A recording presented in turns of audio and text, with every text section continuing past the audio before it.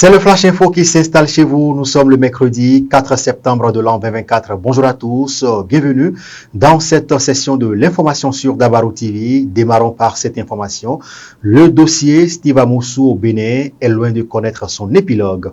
Le prévenu, qui séjourne depuis près de 2 semaines en prison suite à son arrestation au Togo, était en soirée du mardi 3 septembre dernier devant les juges de la Criette avec 3 autres personnes accusées d'être ses ravisseurs. En effet, après la révélation des noms des supposés ravisseurs par le procureur de Lomé au Togo, où résidait Steve Amoussou depuis des années avant son arrestation, le prévenu a, de son côté, porté plainte contre ces derniers. Il s'agit justement de Jimmy Gandaro, Jero Baguidi et Juanilo Medegan-Fagla, directeur du Centre national des investigations numériques, ancien au CRC. Par ailleurs, Steve Amoussou a, dans sa plainte, confié avoir été enlevés et brutalisés par ces présumés ravisseurs. De leur côté, les présumés ravisseurs ont plaidé non coupables des charges qui pèsent contre eux. Parlons toujours de l'affaire Steve Amoussou, Jimmy Gandaro, Jero Baguidi et Juanilo Medegan-Fagla, tous cités dans l'enlèvement de Steve Amoussou au Togo, ont comparu à la Criette le mardi 3 septembre 2024.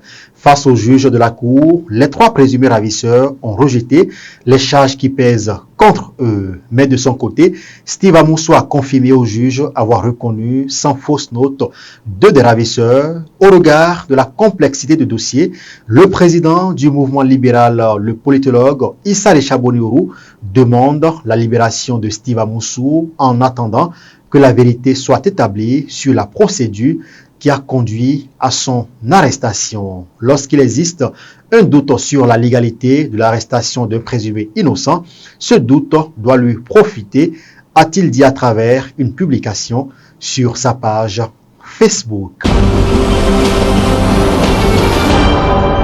Les relations entre le Bénin et la Chine continuent d'être normalisées davantage par la bonne coopération entre les 2 États. Le mardi 3 septembre 2024, un accord de coopération en matière de normalisation a été signé lors du Forum de la coopération sino-africaine FOCAC par les représentants des 2 nations. Un accord qui permet de jeter la base d'une coopération dans le domaine de la normalisation pour un réel développement futur.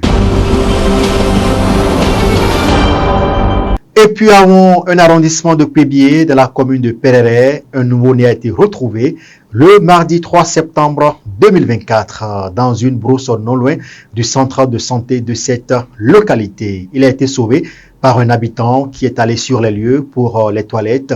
Celui-ci l'aurait entendu pleurer. C'est ainsi qu'il a pu le retrouver, puis l'a conduit au centre de santé du village.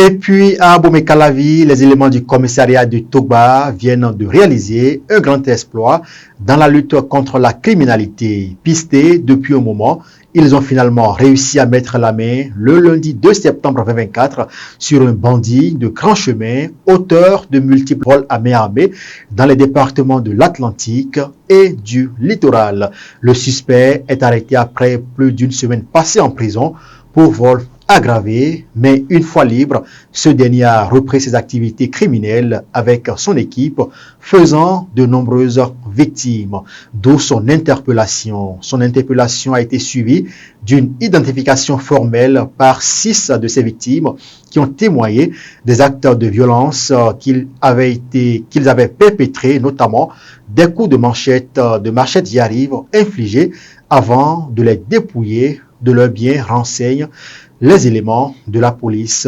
républicaine. Et puis au Sénégal, l'Assemblée nationale s'est catégoriquement opposée à la proposition de révision de la Constitution sénégalaise portée par le gouvernement Bassirou Diomaye Faye.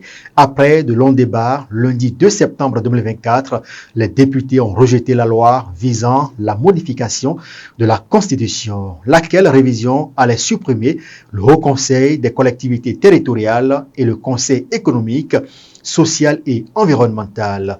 Les députés ont dit non par 83 voix contre 80 au projet de suppression de ces deux institutions consultatives, nous apprend nos confrères de Radio France Internationale.